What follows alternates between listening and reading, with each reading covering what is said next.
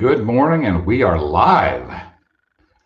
You'll notice we're doing something really special today. We're going to give everybody a couple of minutes to catch up because we don't want anybody to miss out on what we're going to talk about today. But you'll notice that we've changed the name. Launch Your Week. We're going to launch your week, powered by Habit Finder, an Mandino company, and we are going to, on Wednesday, disrupt your week with Paul Blanchard, the president of Habit Finder. Paul is my son. Many of you know that he used to work for Jack Welch, director of the Jack Welch Management Institute, the executive MBA program. And in 2014, I convinced him that he should come to work back to his grassroots of working with correct principles. He'd been using them with his people. That's why they were so successful. 40% year over year growth. He just used the Habit Finder assessment. He used the Mandino principles, the Habit Finder principles. He was incorporating that into his team, but he'd reached that point where he was ready for the new challenge. The challenge was to come home and not work for me, but work with me. And it's so exciting to have Paul a part of this. Many of you attend his sessions on Wednesday. His new name, instead of the Habit Finder Academy, is Disrupt Your Week. So I'm going to launch it. He's going to disrupt it. And we're going to start doing that on a weekly basis. For the next 10 weeks, we're going to spend our time in the 10 scrolls. There is probably not, other than, in my opinion, sacred scripture, that does what these scrolls do better than anything else. What do I mean by that?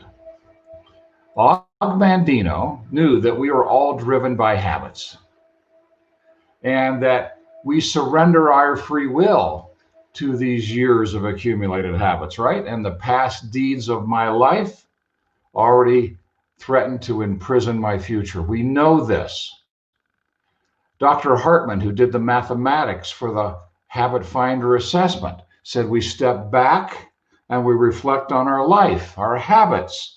What do I want to improve? I step back, I reflect. We talked about this last week. But he said then it's important that we put a mirror in front of who is observing this. That's the book I wrote, The Observer's Chair. That's stepping back and being your real, true self. Aha, my little puppy dog just came in to join us. Hi, Marty. You didn't shut the door tight.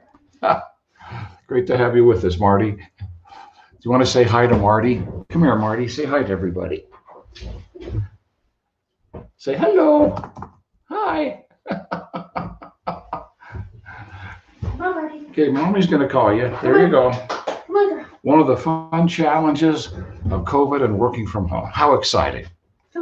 So here we are, working on these 10 scrolls because their purpose, their sole purpose, is to awaken the observer. Dr. Hartman called it my I am. I am the observer. So we're going to start awakening this observer. We encourage you to find some wonderful I am affirmations that you'll find in the Habit Finder program Shift and in our coaching programs. We don't teach I have or I want affirmations. Those drive us into fantasy. We want I am empathetic. I am unconditional. I am self-directed, and the definitions that go with each one of those. So I just want to have you feel this for a moment this morning, that starting this morning and for the next 9 weeks that follow today, we're going to dive into a scroll and see what we can find that can assist us in awakening this I am. And when we do, we're going to look at our habits differently. Og knew the secret that when we look at our habits from the observer, we see them for what they are. We're no longer deceived by the clothes they wear. We can actually be in charge, self-directed. acting on our own moral authority, doing the next right thing for the right reason, because we want to, get to, and choose to. Many who attend these sessions on Monday are more entrepreneurial, independent thinkers. Independent thinkers, have you ever tried to discipline yourself with some kind of structure? I get up at 8, then I do this at 8:10, I do this at 8:20, I do this at 8:30, I do this, I do this, I do this, and you can sustain it for a period of time, and then the whole thing just crashes. Because boring, mundane, burdensome, repetitive, and hard do not work and are not sustainable for entrepreneurs. Entrepreneurs must find purpose in the structure. So instead of trying to impose structure, we find structure that supports. This is what we're looking for. And if we listen carefully to the scrolls, they will give us structure to support us as entrepreneurial souls. I am an entrepreneur. Can you say that out loud? I am an entrepreneur. I naturally resist structure. I constantly obsessively thinking about new and better ways to do everything. I don't give my power to anyone unless I am absolutely confident they know what they're talking about. I value as an entrepreneur competency, capability, character, contribution, not title. You sound like an entrepreneur? Do you feel a little bit like this? You love people? You want to connect with them? But sometimes we got unhealthy dialogue because we create these expectations in our life and we're a little frustrated because we hold life hostage to them, then we beat ourselves up. Sound familiar? That's us. Entrepreneurial souls. So, entrepreneurial souls, may I wrap my arms around you this morning? Let's go into scroll 1 and let's take a new look, not from systemic energy, right, wrong, win, lose, black, white, all, nothing.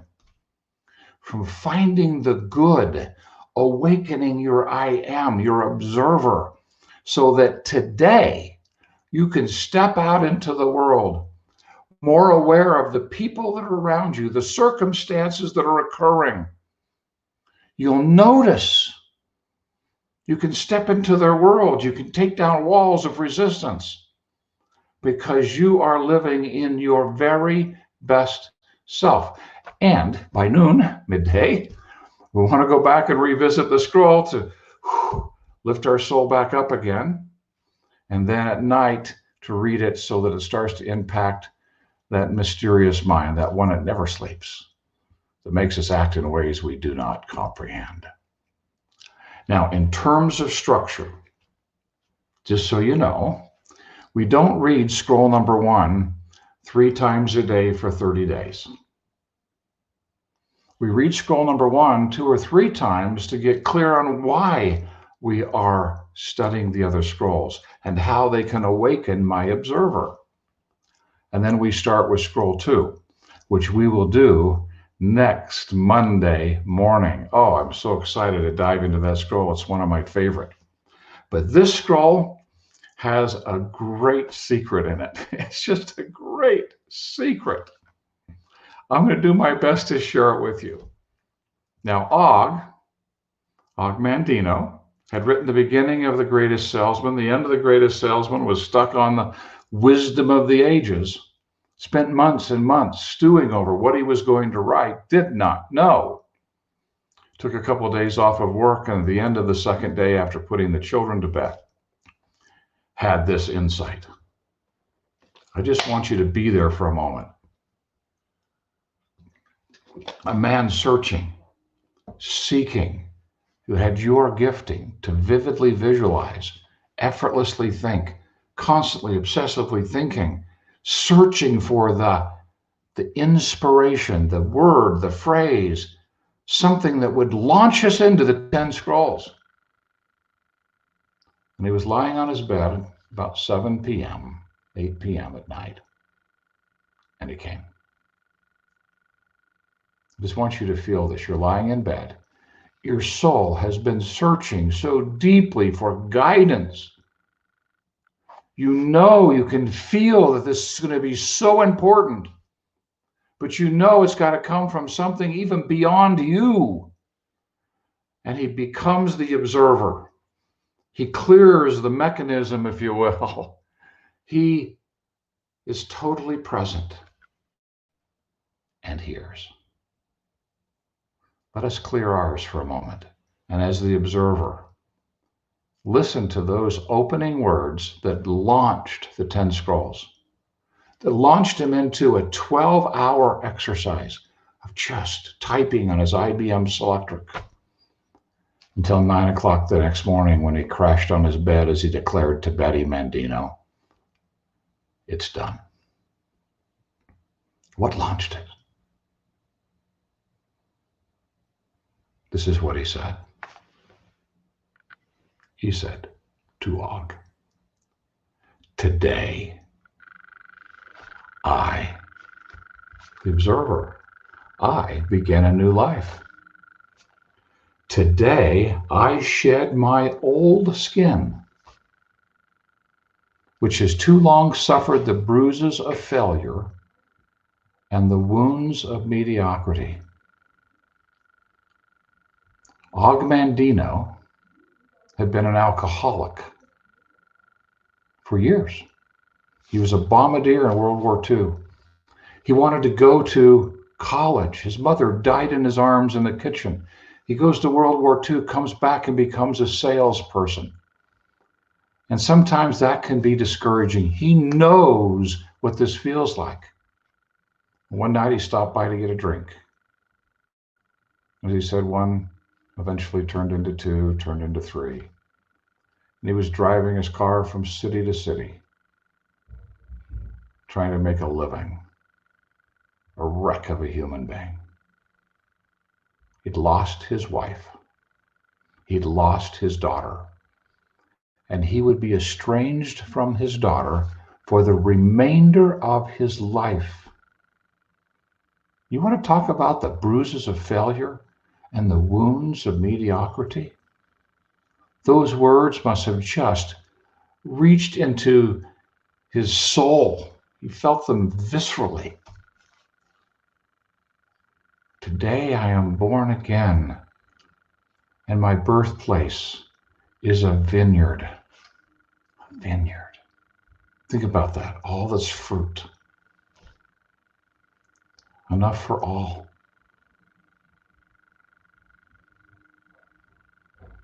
What's the secret? Every day, today, I began a new life. And if you have a bad moment in the morning, step back. Today, I begin a new life. It's one of the greatest gifts we have. We are never consigned to the failure of the past. We don't want to resign to it. Any moment, I can stop, step back into my observer. I am. Today, I begin a new life. Yeah, there's a lot of history in those thought processes. I begin a new life. Today, I'm going to shed that old skin. When we get to scroll 5, not let one drop spill upon the sand. I will not spend one moment mourning yesterday's defeats, yesterday's aches of the heart. So we're going to let all of that go. And we're going to be born anew in our I am. And in my faith, if I've done some things that are inappropriate, I know where to place those. Perhaps you do too. And you're free, born anew, to start a new day. And there is a vineyard where there is fruit for all. The greatest thing I could share with you this morning is the greatest moment in the creation of the 10 scrolls. The very first paragraph. Because once that came to Og, everything else began to flow. I love this. Today, I will pluck grapes of wisdom from the tallest and fullest vines in the vineyard. For these were planted by the wisest of my profession who have come before me, generations upon generations. Those who have done this, living in their I am, the observer of their life, who observed, who have learned, and now teach. Those are the grapes. I will savor the taste of grapes from these vines, and verily, I will swallow the seed of success buried in each, and new life will sprout in me. Just be with me this morning. What are you facing? What bruises have come from the baseball bat of life taking a few swings at you? How often have we settled for that's good enough when we know there's so much more inside of us? Let us not spend a moment mourning yesterday's defeats. Let's just shed that old skin. Let's start new today. The career I have chosen is laden with opportunity. Some of you are in businesses with no ceiling, yet it is fraught with heartbreak and despair. And the bodies of those who have failed, were they piled one atop another, would cast its shadow down on the pyramids of the earth. And the next is a beautiful affirmation. I will not fail, as the others. For in my hands I now hold the charts, those are the scrolls, that will guide me through the perilous waters to shores which only yesterday seemed but a dream. Failure, we shed that old skin, right? Those bruises. Failure no longer will be my payment for struggle. Just as nature made no provision for my body to tolerate pain, neither has it made any provision for my life to suffer failure. Yet sometimes we feel like that's what's going to happen. We start to feel a little bit of success. Oh, it's going to fall apart. Shed that old skin. Failure, like pain, is alien to my life. We talked about that. Bring it on. I love pain.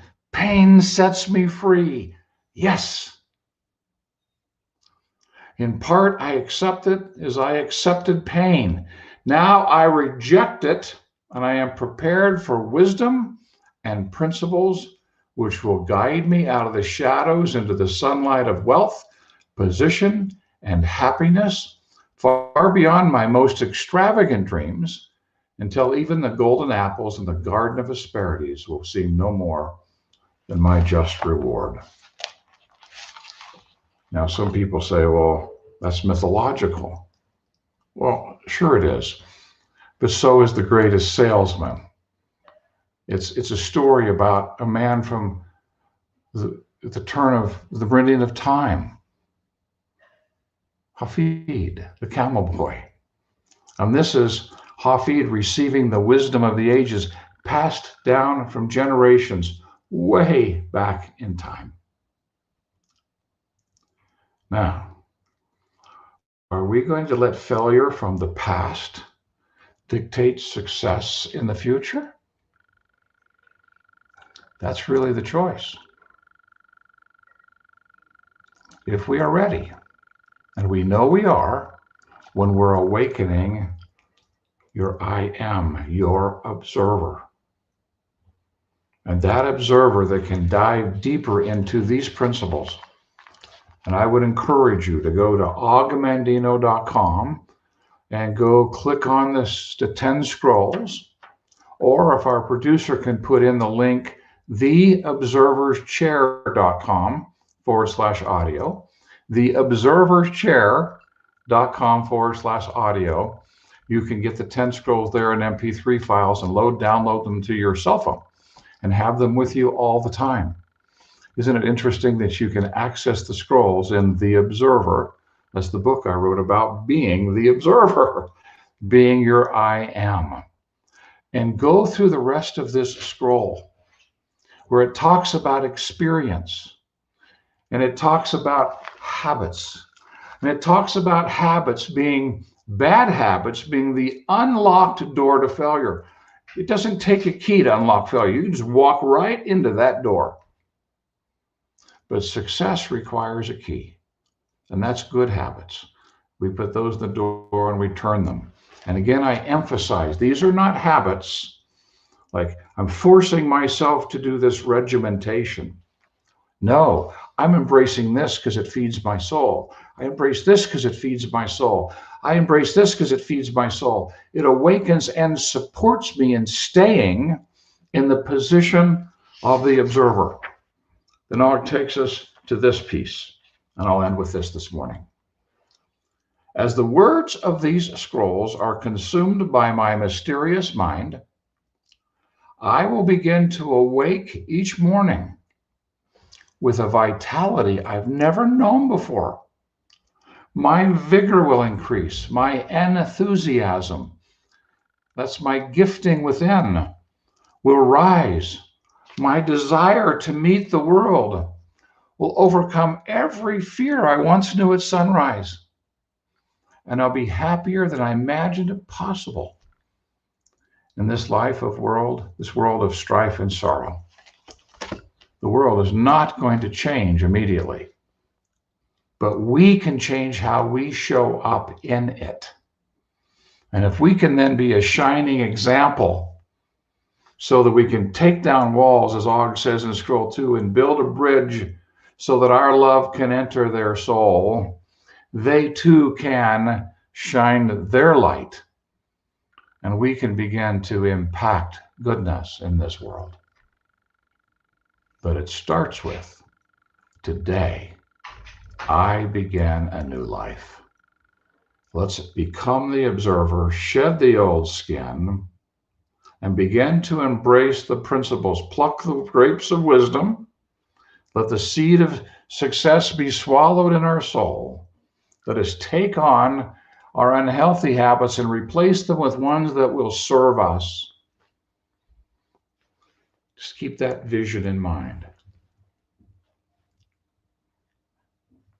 And our success, which is measured differently by everyone, but you'll know when you have it, will be yours. Well, next week, if you want to, in preparation, next weekend, take a moment, read Scroll 1 a couple, 3 times this week. Get ready for next week. Next month, Saturday, Sunday, read Scroll 2 or listen to it. You can get in the greatest salesman in the world, the greatest secret in the world, or again, theobserverschair.com/audio or ogmandino.com. Go down, scroll down to download the scrolls. And be ready for Monday morning. Come with Scroll 2 already on your heart, because I want to take you to some very special places with this scroll, because it's the only one Betty made him tweak a little bit after that long night of writing. It's a little complicated for 1967. Not for today. I want to add some of that complexity back into it. You have to actually live Scroll 2 to feel it, to understand it. Let me add just a few little pieces to it so that you can see it come alive in your life as you begin to live it. So I'll see you next Monday. Scroll 2. Read Scroll 1 today and begin your new life. Thanks, everyone.